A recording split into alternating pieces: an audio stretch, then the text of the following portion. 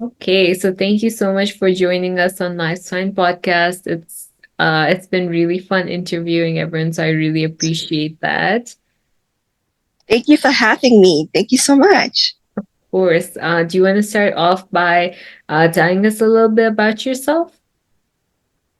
Oh, sure, of course. So, hi, everyone. It's nice to meet everyone. It's great to be here.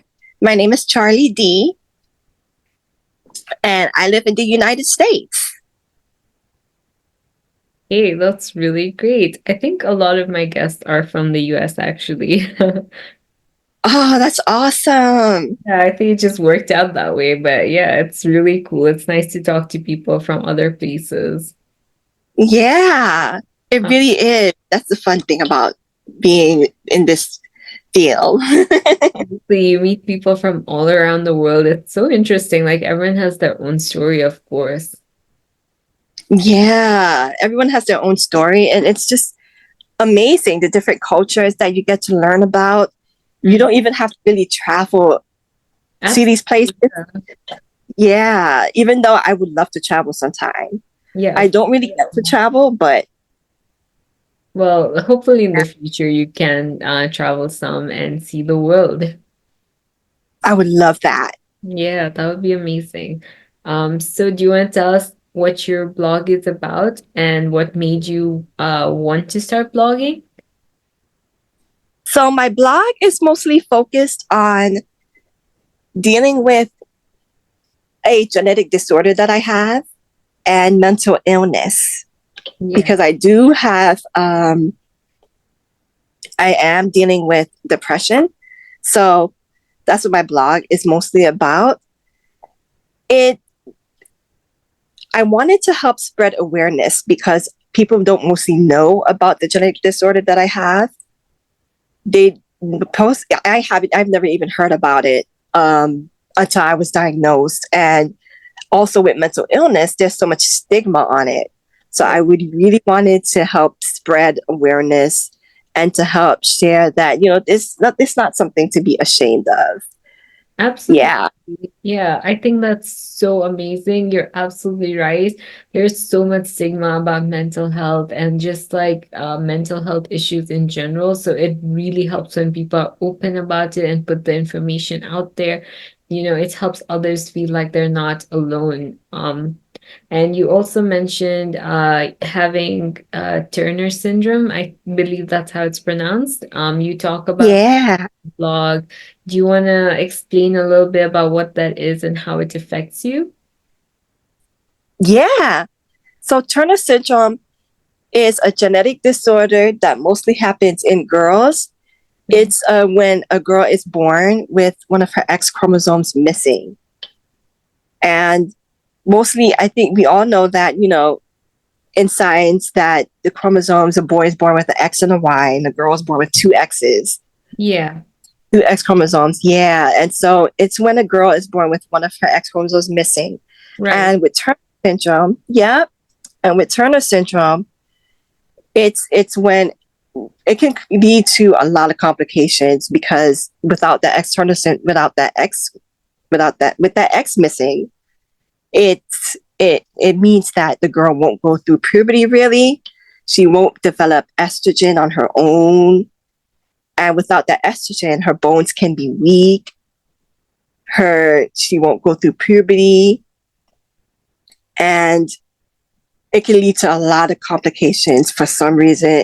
It's like with heart defects, kidney problems. It can lead to thyroid problems. So many different things. With learning disability, it can lead to that. And for me personally, it led to disability because I and for a lot of girls with Turner syndrome, it can lead to disability. It can with learning disability. And I think one of the things that's not really understood is the learning disability part where some girls have trouble with um, how do I explain it with navigating on their own because that's one of the things that I had trouble with. Right. Yeah, it's trouble with math also, and directions, like how to travel on your own, knowing like which way do I go. They get easily getting confused with traveling on your own. Right, absolutely. So it sounds like this sort of affects almost every aspect of your life. And so when did you exactly get diagnosed with it, if you don't mind sharing, and how were you able to figure out you have it? I was diagnosed with it when I was a teenager. Actually, I was 14, Okay. and it was kind of late. But a lot of girls with Turner syndrome actually don't find out until they're a teen. The ones who do find out earlier is because something was wrong, like their heart was probably, there was a defect in their heart.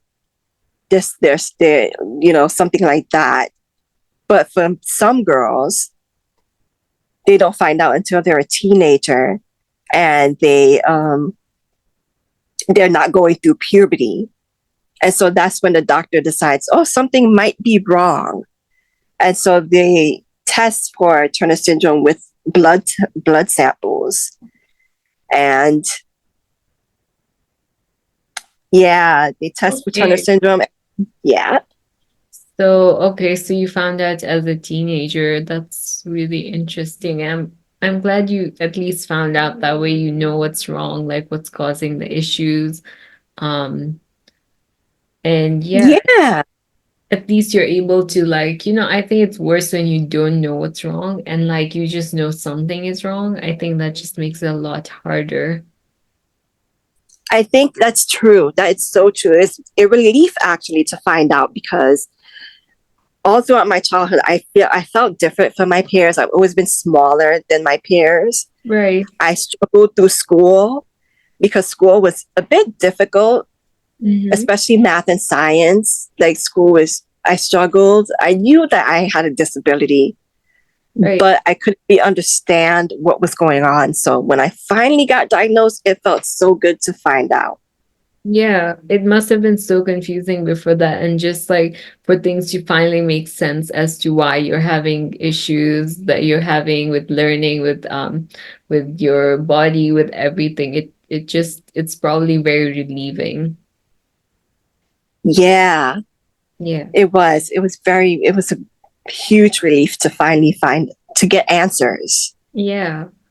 So you also talk about mental health on your blog, which I think is amazing. I wish more people would talk about mental health in general, because I feel like a lot of there's so much information out there for physical health, but not as much with mental health. People still, even though it's much better now, there's still quite a bit of a stigma like surrounding mental health illnesses and mental health issues. So I really appreciate whenever someone talks about mental health.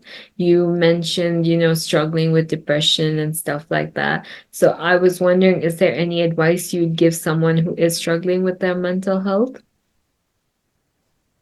I would say don't be ashamed, because I know a lot of people don't really want to reach out, and some people want to feel like that makes you weak, or especially in the religious communities. Like I'm in a religious community, and I'm actually a Christian, and Right. many people who are religious, they don't believe that mental illness is real. Okay. Yeah. And some of them feel that you don't need to see it. You shouldn't have to see a therapist, or you shouldn't take medication. Um, Mm-hmm. I think that my advice would be, don't be ashamed, because mental illness is real. It is a it is a real thing, and if you're suffering from it, it doesn't mean that you're any less religious than the next person. Yeah. It doesn't mean that something is wrong with your faith. It Right. just means that, the brain there might be a little bit something wrong with the brain. And, that's, it just means that, there's a difference in your brain than with other people. And sometimes that's nothing to be ashamed of. Sometimes we need help, just like with other parts of the body. The brain is also an organ, and sometimes something might be off. So Yeah. get the help. Really get the help, please. That's my advice. That's, I think, fantastic advice. I think, talking to a professional is always the first step you should take. And I also very much agree that, like, I think with religious communities or people who are more religious, it can be harder to seek help sometimes. But like you said, there's nothing wrong with it. I think oftentimes mental health problems stem from like chemical imbalances and things like that, and nothing to do even with your life or your faith or your how religious you are or anything like that. Yeah, I completely agree. Yeah. We agree. I've found personally that blogging has been really good for my mental health because I also suffer from depression and anxiety. I was diagnosed as a teenager actually, but I noticed that blogging has really helped with that. Do you feel the same way, like blogging helps with your mental health? Because I feel like for a lot of people, it can be a very good outlet for their emotions and their thoughts. I love blogging for my mental health. I think, like, for me, blogging, I to help with blogging and to help get ideas, I like writing in my diary Yeah. to help me, yeah, to help me get ideas. And it helps me, like, really get those thoughts out. I feel like entering the blogging world, I wasn't diagnosed until with depression until I was an adult. Yeah. And but I've been dealing with depression and feeling low self-esteem for a long time. But it wasn't until blogging when I saw other bloggers talking about it and being so open about it. And I felt like, wow, I want to do that too. And I feel like I'm struggling with that too. And it made me realize I should get help too, because it took me a long time to actually decide for myself to get the help I needed, until I saw, like, other bloggers saying, being so open with their struggles. And I thought, this is so helpful. And so I wanted to join that and say, this is really helpful. You should get help too, because there's nothing to be ashamed of. Many of us are struggling. And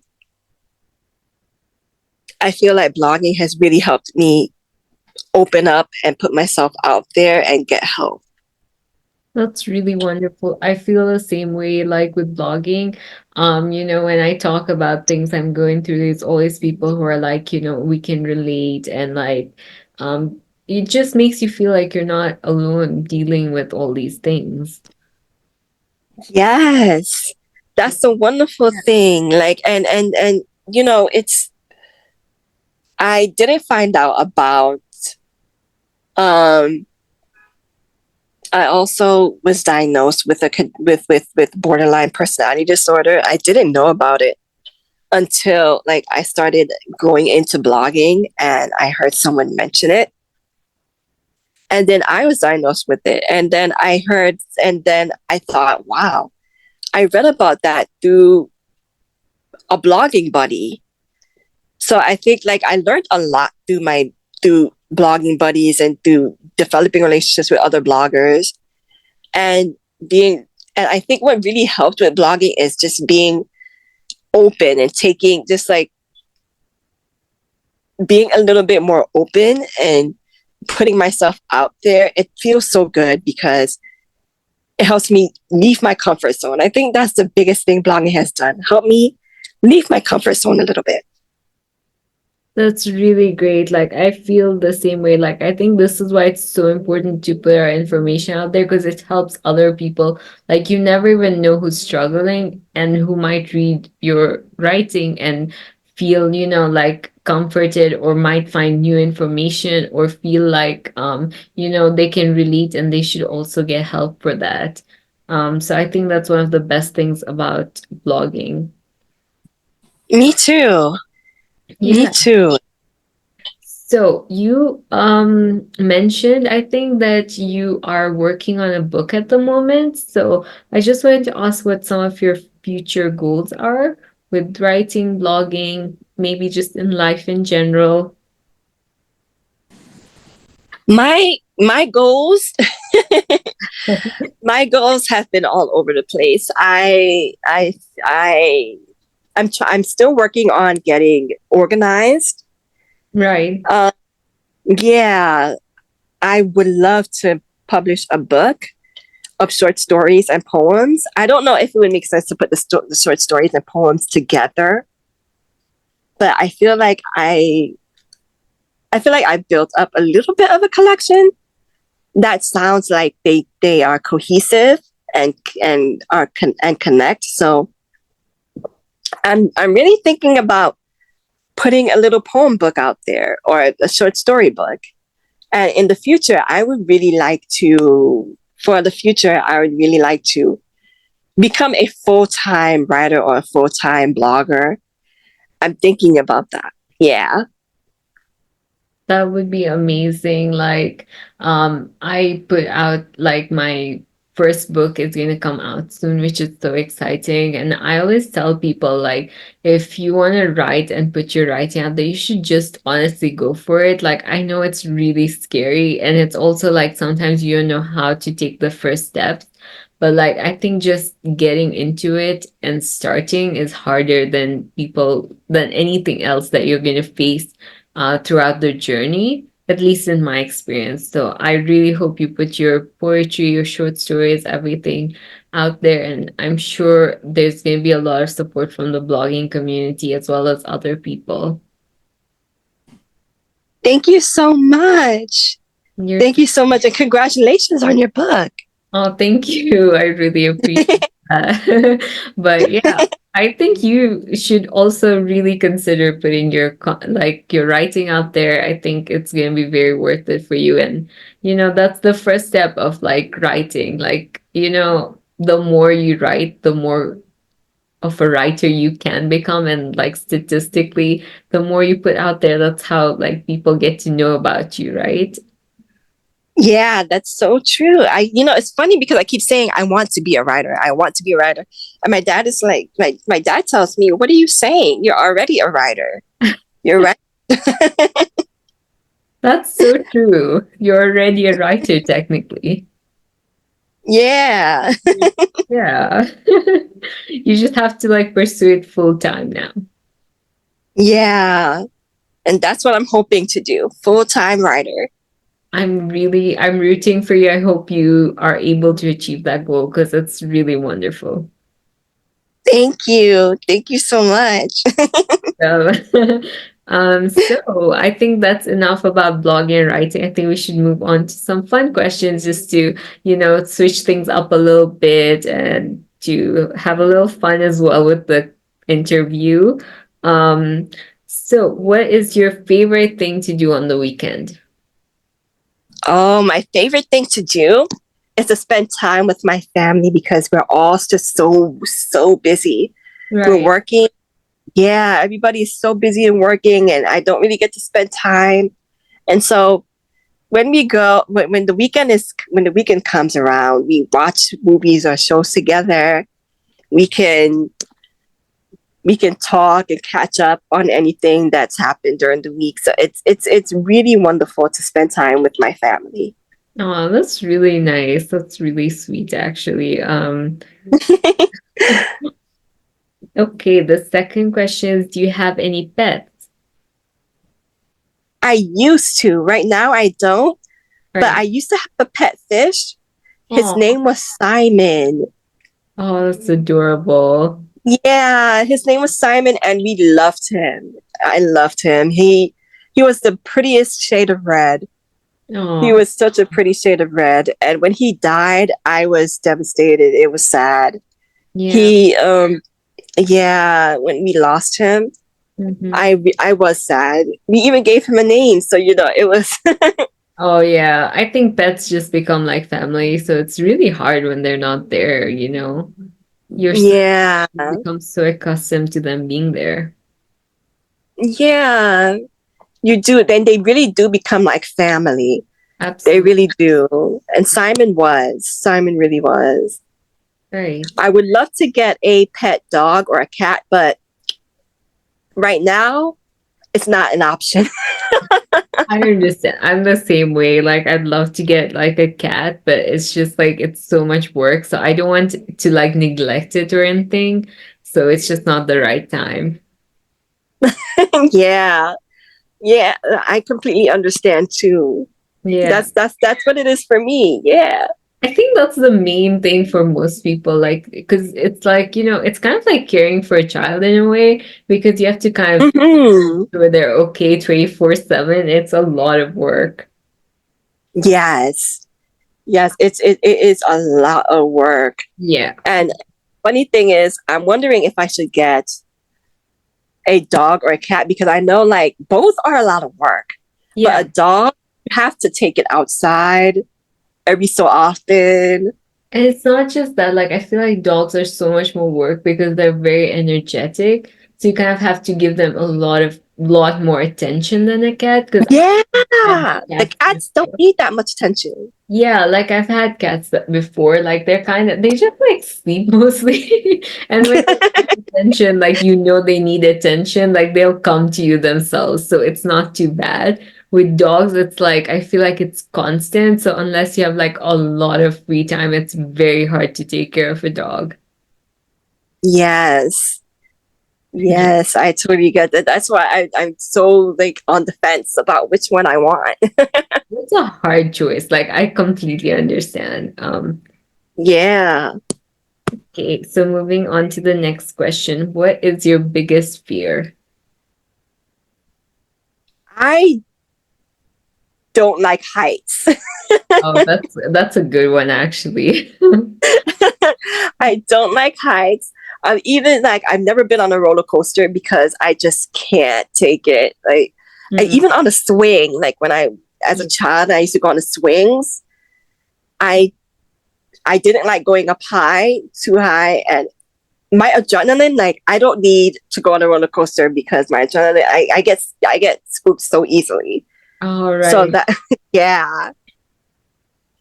My mom and my sister are the same way. Like I remember once we were like at a restaurant really high up and like the floor is made of glass when you go outside to Oh the balcony. Yeah. And I was like, we should go there. My sister's like, absolutely not. Like I'm not because it's like on the 25th like floor or something like that's very high up. Um, So like she was just like, no, no, no. And then I finally somehow got her out there and she like tripped and she almost pulled me down with her. But luckily like oh we were my fine. goodness. Yeah, No. we were thankfully fine, but I was just like, I'm never like taking you anywhere high up. You're gonna pull me down with you. Oh my goodness, poor girl. I know I felt really bad for like making her go out there after that. I was like, never again. Okay. And the Oh my. last fun question, what's your favorite season and why? My favorite season is I would have to go with winter. Right. The Yeah. reason is, yeah, the reason is winter is just cold.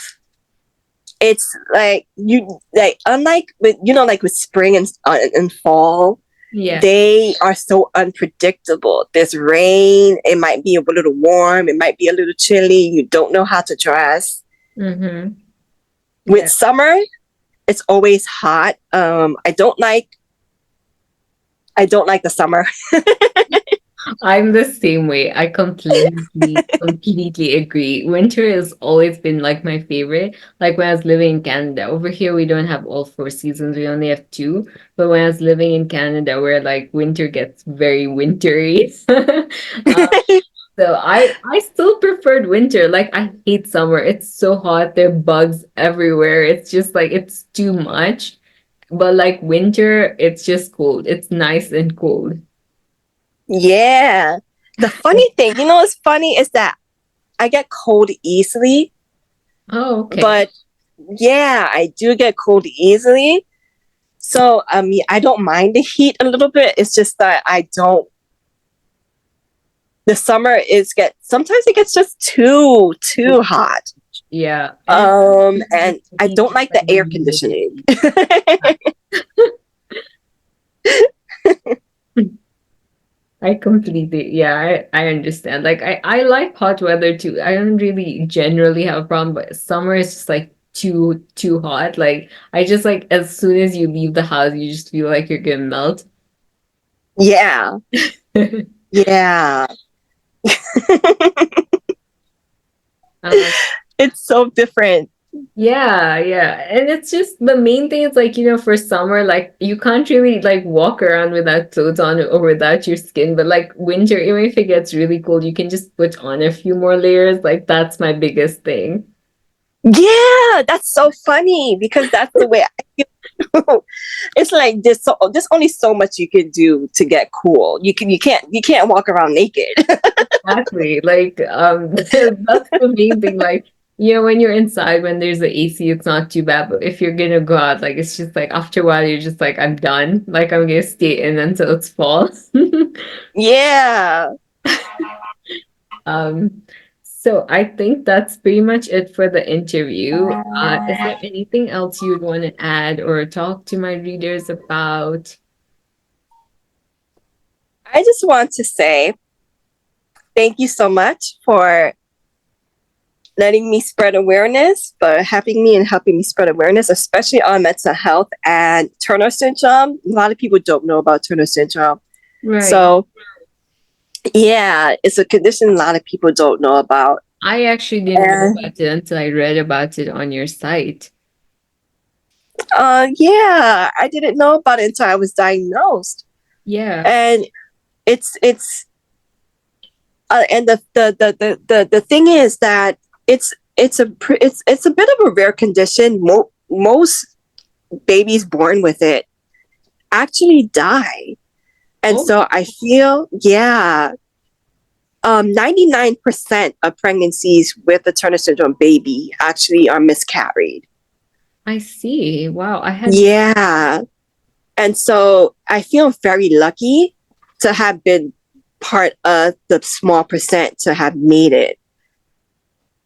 yeah, that's kind of a miracle. That's really amazing. Yeah. Thank you. Yeah. I feel very blessed. And that's why I would love to spread awareness because I feel like I want more people to know about it, to understand it, especially with the disability side of it. I mean, some girls are able to live normal lives, Yeah.